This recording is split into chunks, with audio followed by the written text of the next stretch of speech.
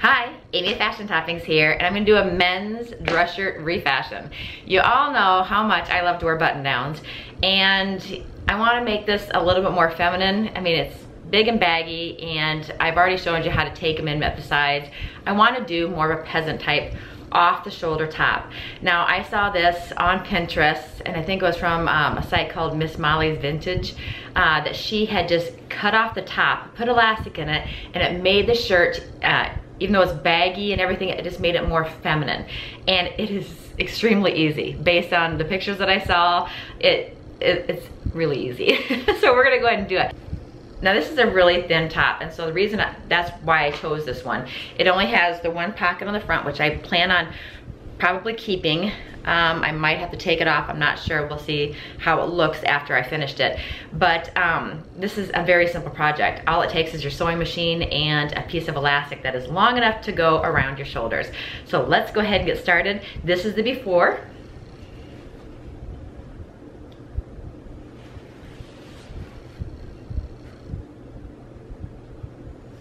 In case you didn't notice, remember I told you guys on my last thrift haul that I scored a Sex and the City vinyl movie poster? I got it hung, and it's hung right there on my curtains. It's almost 8 foot tall, and I absolutely love it. So it's now my back centerpiece. So sorry if it's distracting, because it is kind of busy with what I'm doing, but I love it. Okay, so let's get started on the sewing project. Here we go. Okay, so the first thing you want to do is make sure your shirt's hanging straight. This is a really big shirt. I think it's a 2XL, maybe a 3. But I love how thin the material is, and so it's gonna work good in the summer. First of all, we need to mark, if we're gonna be wearing an off-the-shoulder elastic top, and off the shoulder, we want to measure where we want the shoulders to be as far as off the shoulder. Because if you cut it too low, then you're gonna be getting close to the pockets. So, and I'm thinking right at the tips of my shoulders is where I want it. So I'm just gonna put, you can see where my shoulder curves down. I'm gonna just put it right at the curve. And I'm just gonna put a pin in both sides. Now I will double check, I don't wanna poke myself. I will double check my work to make sure my shoulders are the same once I take it off. So first thing to do is mark the shoulders, because we're going to be cutting straight across and getting rid of all of this of the shirt. We're just gonna cut it straight across, and then that will allow us to make an elastic casing, to put the elastic in and make it a nice off the shoulder peasant looking top. So, okay, I got my shoulders marked. Here we go. Okay, now I got the shirt laid out nice and flat. I took my pins out just so I can mark it. So from one pin to the next, I just traced a line all the way across from one pin to the other. And we'll double check to make sure that each side is the same, but I just kind of sketched it out for now. One thing that you need to keep in mind is you have a button. I'm doing the second button down. Well, we want to make sure, you know, if you want to use that button, or if you want to leave it there for cosmetic reasons, you just need to make sure whatever elastic you choose. I get this in the baby section. It's a very soft elastic. It's not the rough elastic. It's very smooth and stretchy. Granted, it's the only color I had because I don't like to go buy anything unless I have to. You just need to make sure when you draw your line that goes across, that when you make your channel isn't going to be, I don't know if you can see that. I'll zoom up. Okay. So I got my line, I don't know if you can see, it's green, it's right here, but I have my line going right across right here. I just need to make sure that my elastic is gonna fit in there so that I'm not sewing over the button, and it does, it just barely fits over there. So if you accidentally made your line too low and your elastic casing is gonna be right over a button, make adjustments, scoot your line up, because you don't wanna have to mess with, you know, dealing with, it's just an extra step, because you'd have to sew that shut, and then you have that hole from the buttonhole. So I'd rather keep the button so I don't have to deal with the buttonhole. So I just move my line up a little bit so that my casing will be above the buttonhole. That's one thing to keep in mind. But you can see, here's my line. And it's gonna go all the way across from shoulder to shoulder. Okay. Okay, now this fabric will fray. So I am gonna cut just above my line just so that I have room to I wanna do a zigzag stitch. And so I'm gonna cut just above my line Gives me enough room to do a zigzag stitch to finish off my edges, or I can roll my edges if I want to.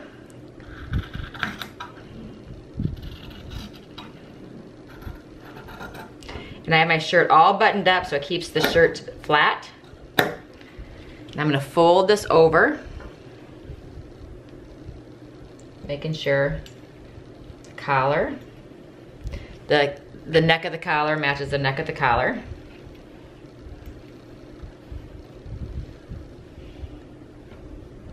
Oh, my line was pretty darn close. So I can use my old line because I eyeballed it and I was pretty damn close. So I'm just gonna go ahead and use my line. But you would fold it over just to double check and make sure that you're accurate.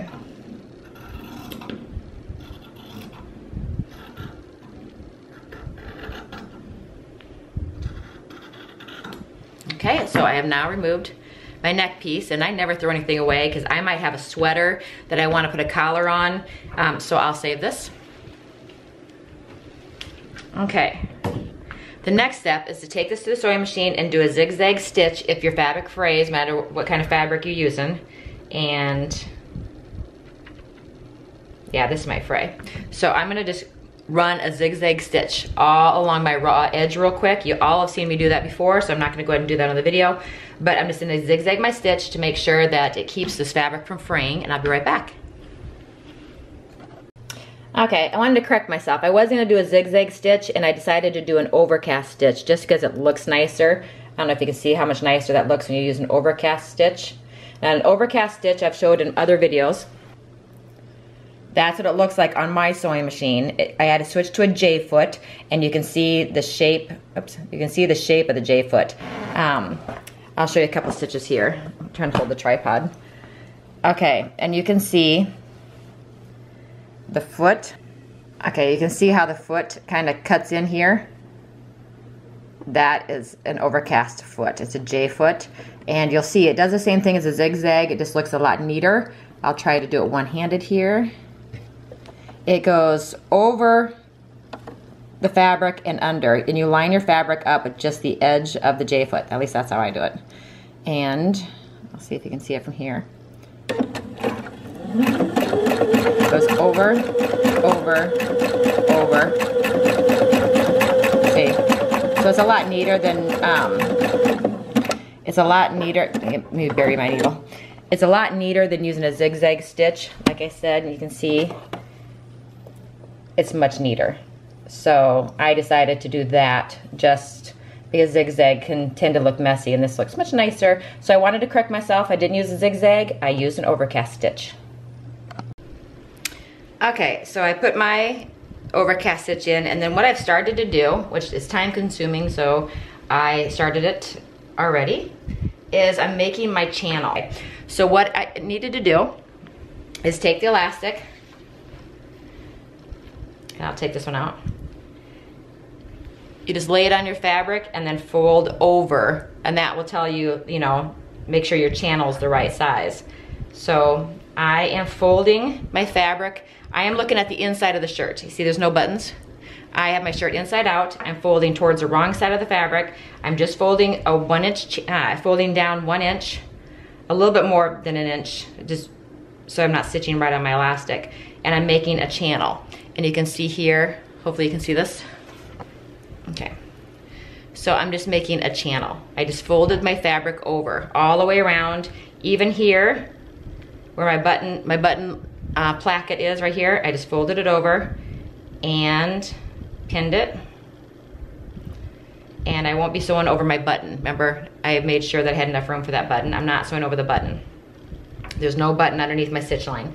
So I folded everything over the large enough casing to accommodate the elastic. Double check your work, lay it over your channel, make sure that your elastic is gonna fit in there, and it's going to. You do it all the way around. Now if you're using a triple X shirt like me, the shoulders is what you do last. And see all that bunching fabric? I'm gonna zoom out a little bit. You pin the front, you pin your front channel and then flip it over, pin a channel all around the back, but leave your shoulders for last. Your shoulders are for last because these arms are so big. If you have excess fabric like I did, then you can kind of wad up your sleeve. I know it's hard to see. I'm gonna zoom out even farther. Okay, so you have your sleeve here, and there's so much of the sleeve. That's where you ease in all that extra fabric of your sleeve underneath the channel. So you do your sleeves last, because that's okay. If you have a bunch of these little pleats on the side of your arm, it'll make it more like a poof sleeve, or it just gives it more, you know, character. So I gathered up all the excess sleeve fabric on the shoulder and just gathered it up and pinned it underneath the channel. So my channel is all the way around. Now what I'm gonna do is I'm gonna take it to the sewing machine, and I'm just going to stitch at the bottom of the channel. I'm actually gonna stitch almost right on my overcast seam. It's a good guide. I'm gonna be just a straight stitch all the way around my channel. Now you need to leave about an inch gap open. And you want to do that so that you're able to slide your elastic in. So that I don't forget, I always put 2 pins in the form of an X. See this right here? I put 2 pins in the form of an X. That lets me know, stop sewing, don't sew that shut, I need to put my elastic in. Okay, so you can see how big this is. I'm just gonna go around and sew that channel in. So let's go ahead and get that started. Okay, so following that overcast line all the way around with a straight stitch.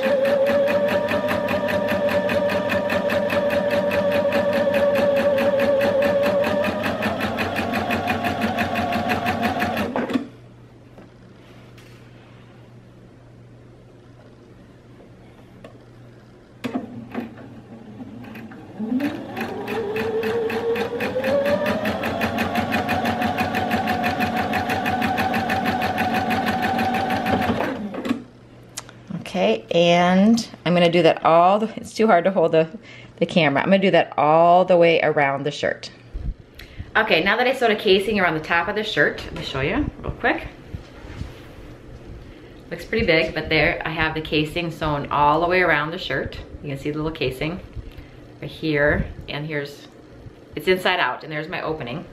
What I need to do now is you cut elastic to fit snug but not tight, because you don't want to cause like little shoulder muffin tops over here. Get a piece of elastic that feels snug enough that you can move around, it's comfortable, and it's not so tight that it's going to pop up on your shoulders every time you move. You don't want it to pop up, so you don't want it too tight. So play with it, put it on side by side as you want, move around, make sure it's comfortable, and then cut your elastic. And remember, when you cut your elastic, leave it a little bit big because you have to overlap. So know how much you overlapped when you measured.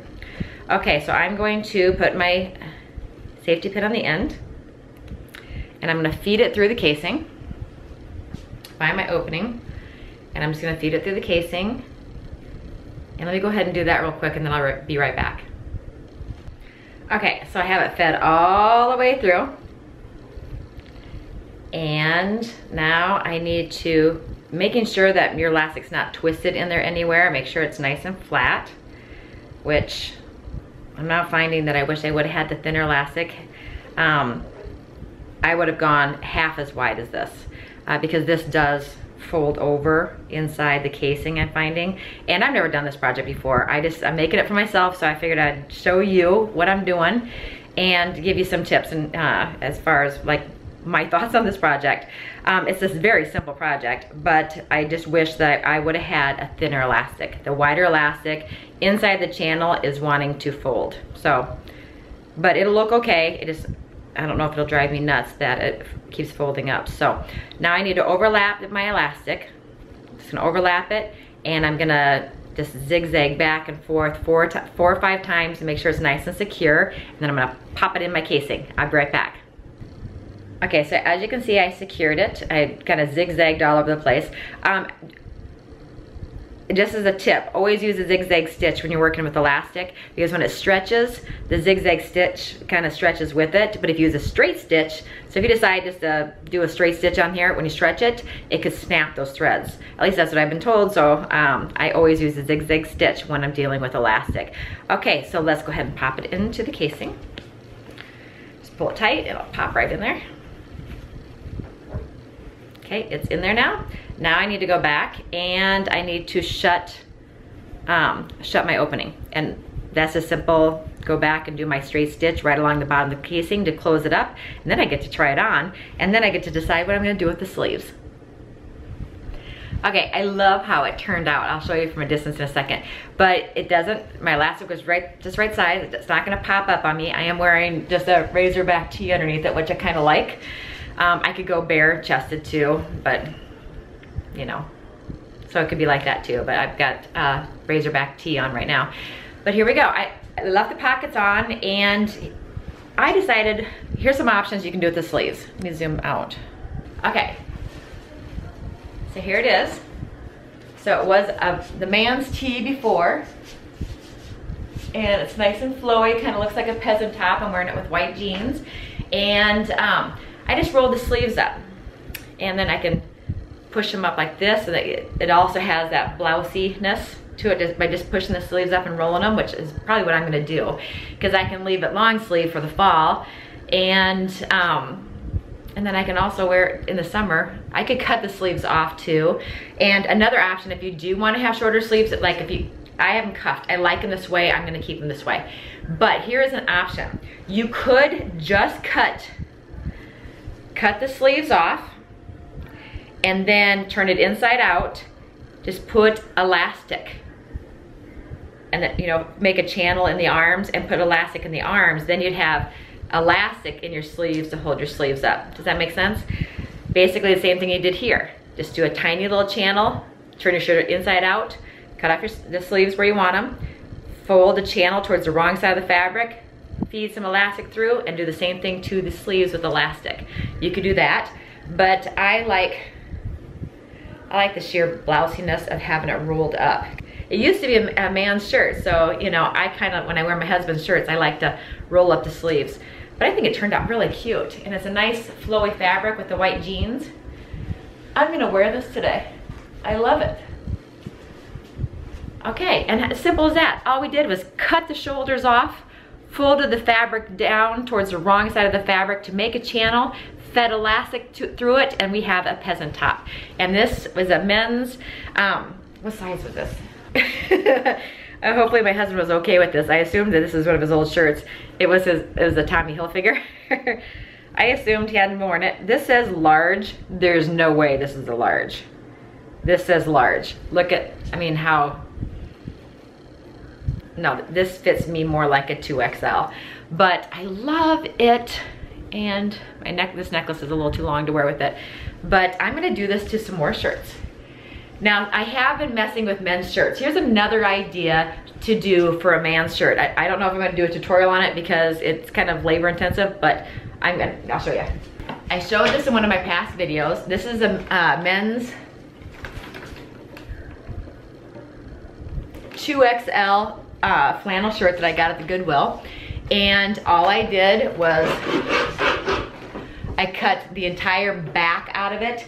And this is a scarf. This is a scarf that I got at an estate sale, I think for like 10 bucks.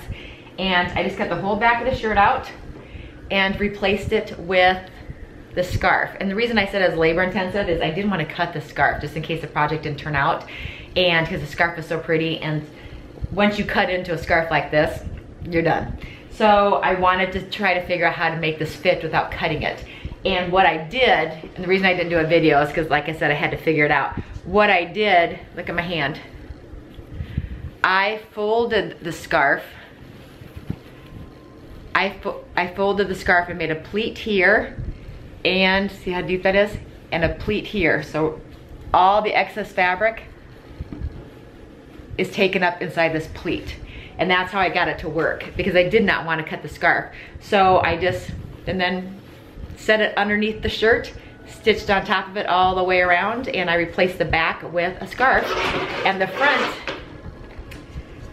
left this, I didn't stitch all the way down the side seams. I left part of it open so that I could tie it at the waist.